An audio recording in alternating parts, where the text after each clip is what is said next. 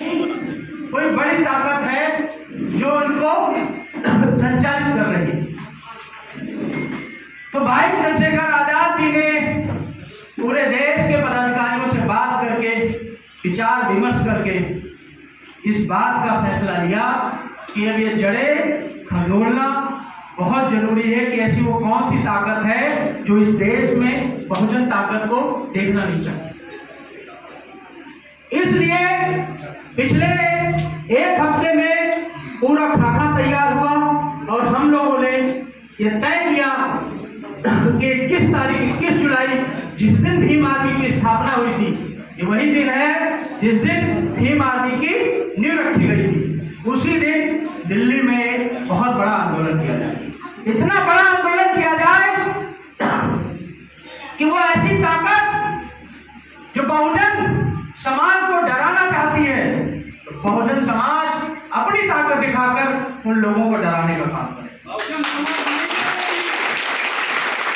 अब जरूरत है कि ये 1 लोगों से, 2 लोगों से, 100 लोगों से, 1000 लोगों से, 10,000 लोगों से संभव नहीं है, क्योंकि हम 100, 200, 500 लोग अगर नहीं उतरेंगे तो भीड़ सिर्फ एक भीड़ का हिस्सा रहेंगे और अपने घरों में वापस चले जाएंगे। आवाज ऐसी करनी है कि इस देश की जो बड़ी कुर्सी पे लोग बैठे हैं उन तक वो आवाज जाए, और ये तभी संभव है जब हम सब एकजुट होंगे। उस एकजुटता को, उस संख्या को एकत्रित करने के लिए हमारे प्रदेश के सभी पदाधिकारी अलग अलग क्षेत्रों में इस समय अपील करने के लिए आ रहे हैं कि 21 जुलाई को दिल्ली ज्यादा से ज्यादा संख्या में पहुंचने का काम करें। मेरे साथियों, मेरे भाइयों, मैं और मेरी पूरी टीम आपके बीच में सिर्फ आज इसीलिए आई कि ये बुंदेलखंड, ये बांदा जिला हमेशा क्रांतिकारी रहा। आपको पता है ये वही धरती है जिस धरती ने माता फूलन देवी को भी जन्मा, और ये वही लोग हैं जिन्होंने वीरांगना फूलन देवी को भी हत्या करने का काम किया।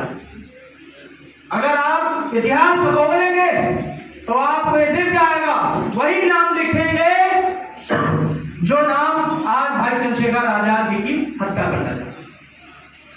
अब जरूरत यह है कि उस समय का दौर कैसा रहा होगा मुझे नहीं पता, लेकिन अब साथियों समय बदल गया। 2015 के बाद जब से भीम आर्मी आई, अब हमारे जज्बात और हमारी पर्सनालिटी सब कुछ बदला है। तो उस समय तो माता फूलन देवी की हत्या हुई और शायद ये समाज चुप रहा होगा, लेकिन दोस्त अब वो समय नहीं है कि तुम हमारे भाई की हत्या करने की कोशिश करोगे और हम चुप रहेंगे। जवाब बराबर दिया जाएगा, और जिस भाषा में आप लोग कहते हो कि ईंट का जवाब पत्थर से दिया जाएगा। तुमने गोली सिर्फ चंद्रशेखर आजाद जी पर नहीं चलाई है, तुमने हम सब बहुजन समाज के ऊपर गोली चलाई। वो गोली सिर्फ भाई चंद्रशेखर आजाद जी के पेट में नहीं लगी, हम सब के पेट में लगी। वो दर्द सिर्फ भाई चंद्रशेखर आजाद जी को नहीं हुआ, वो हम सबको दर्द हुआ। अब बारी है उस दर्द का हिसाब लेने की। मैं आपसे पूछना चाहता हूं, क्या आप चाहते हैं कि फिर वही इतिहास दोहराया जाए, कोई राणा फिर उठ के आए, फिर आपकी भाई की हत्या कर दे? क्या आप चाहते हैं ऐसा? तो बुलंद करो आवाज, और इतनी बुलंद करो आवाज कि इतिहास में ऐसे राणा साड़ा देश को तोड़ने चले जाए। तैयारी करो 21 तारीख की, और बांदा जिले से इतने लोगों को भरो कि यहां से जाने वाली ट्रेन में सिर्फ नीला गमछा और जय भीम के नारे की आवाज आए। मैं भाई चंद्रशेखर आजाद जी को भी इस बांदा की धरती से एक मैसेज यहां से लोगों के द्वारा देना चाहता हूं। जो लोग वीडियो बना रहे हैं, मैं चाहता हूं कि इधर की ओर करें, और मैं आपसे सवाल पूछूंगा, आप जवाब दीजिएगा। क्या आप अपने भाई के ऊपर हुए इस कायराना हत्या करने की कोशिश का जो काम किया गया है उसके खिलाफ आवाज बुलंद करने का काम करना चाहते हैं? क्या आप जवाब देना चाहते हैं? लोग दिल्ली चलने के लिए तैयार हैं? आप सब 21 तारीख को दिल्ली आओगे, अपने क्षेत्र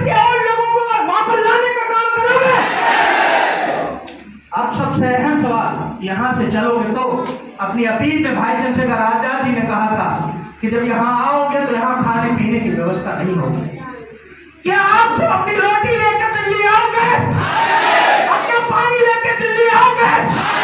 अपना ठंडा लेकर दिल्ली आओगे? अपना ठंडा लेकर दिल्ली आओगे? तो एक बार जैसे आपने कहा था, बहुत ज्यादा जय भीम, बहुत ज्यादा जय भीम, बहुत ज्यादा जय भीम। मुझे गर्व है आप जैसे साथियों में, और मुझे पता है कि आपके अंदर, आपकी नसों में वो बहुजन समाज का खून बह रहा है जो हमेशा से क्रांतिकारी रहा। अब मैं आप सबके माध्यम से उन लोगों को भी जवाब देना चाहता हूं जो ये सोच रहे हैं कि ये समाज बुज़दिल है, शोषित है। नहीं साहब, समय बदला है। अब पढ़े लिखे लोग भी क्रांतिकारी होने लगे। कुछ लोग कहते हैं कि भीम आर्मी की जो फौज है वो बेरोजगारों की, इसमें गरीब लोग हैं जो किसी काम के नहीं है, वो ये रुमाल डाल के और जयकारा लगाते हैं जय भीम के। मैं उनको बताना चाहता हूँ, साहब आपके साहब की डिग्री फर्जी हो सकती है, लेकिन भीम आर्मी में भी ऐसे ऐसे लोग हैं जो डॉक्टर, इंजीनियर, बीटेक, वकील, आपके आइए सरकारी तक हैं। आप कहो तो हम सब अपनी मार्कशीट फेसबुक पर डाल दें, और यकीन मानो आपके साहब की तो नकली है, हमारी तो इतनी ओरिजिनल है कि अपने बाबा और दादा भी नंबर पे डालोगे तो उन्हें नंबर नहीं आएंगे। तो ये काम जो लोग ये कहते हैं जय भीम का नारा लगाकर भीम आर्मी के लोग सिर्फ गुर्दे करना जानते हैं, उनको मैं बताना चाहता हूँ कि नहीं, पिछले 10-8 सालों में ये समाज बहुत जागरूक हुआ है। अगर जागरूक ना हुआ होता तो ये 200-300 लोग खुले मन से इतनी तेजी से जय भीम का नारा लगाकर और मुझे वहां से यहाँ तक रिसीव करके ना लाते। डर रहे हो? मैं एक चीज और कहना चाहता हूँ आपसे, हमारे साथी आपके बीच में मौजूद हैं, अमर जी अभी बोल रहे थे, मुझे बहुत दुख हुआ। उन्होंने कहा कि कभी मैं भी मुझे रखता था, लेकिन कुछ लोगों ने कह दिया तो उन्होंने अपनी मूंछ कटवा ली, हल्की करवा ली। मैं सर आपसे हाथ जोड़ के निवेदन करना चाहता हूँ, आप हमारे भाई फिर से मूंछ रखिए,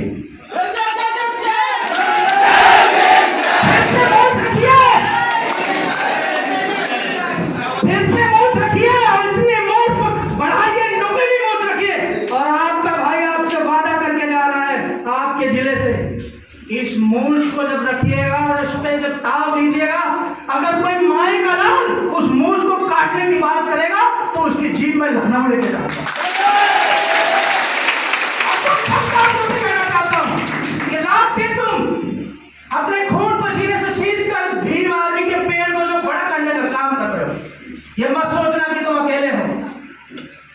मैं तो चंद्रशेखर भाई का छोटा सिपाही हूँ, और एक छोटा सिपाही आपसे वादा करके जा रहा है, जब जब कहीं आपको जरूरत होगी, चाहे मैं मेरठ में हूँ और चाहे मैं बहराइच में हूँ, आपके बीच आने का काम करूँगा। कभी मत अकेले अपने आप को समझना। लड़ाई है, मुश्किलें आएंगी, तकलीफ होगी, क्योंकि उनकी ताकतें बहुत मजबूत हैं। उन्होंने आप पे 100-150 साल राज किया, तो आप सोच रहे हो कि 1 साल, 2 साल, 5 साल भीम आर्मी चला लेने से आप उनको झुका दोगे? नहीं, लेकिन यह भी सत्य है कि अगर झुकाने वाला मजबूत हो तो अच्छे झुक जाते। समय लगेगा। कुछ साथी कहते हैं कि तुमने अपना सब कुछ करिए छोड़ के इस आंधी में और इस तूफान में घुस गए, अपना पूरी जिंदगी बर्बाद कर दिए, क्या मिलेगा? रोड पर बैठे हुए हो, 5 साल लड़ोगे, 10 साल लड़ोगे, कुछ नहीं मिलने वाला।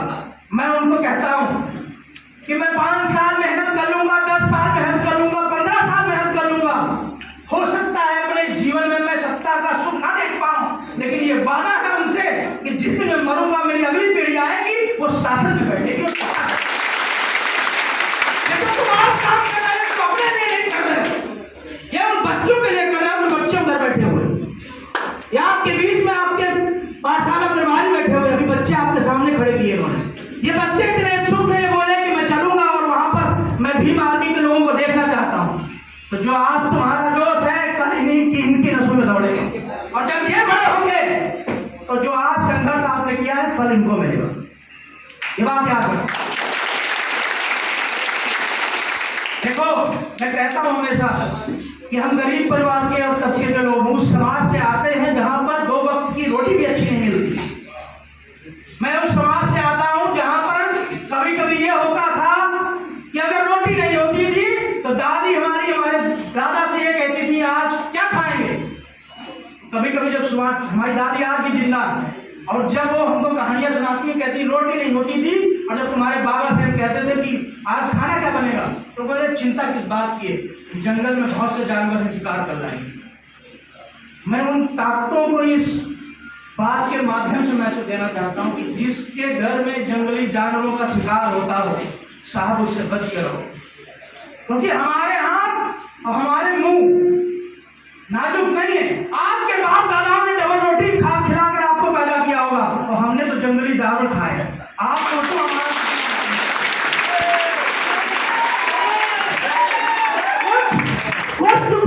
कुत्ते कभी कभी फेसबुक पर आ जाते हैं और भौंकना शुरू करते हैं।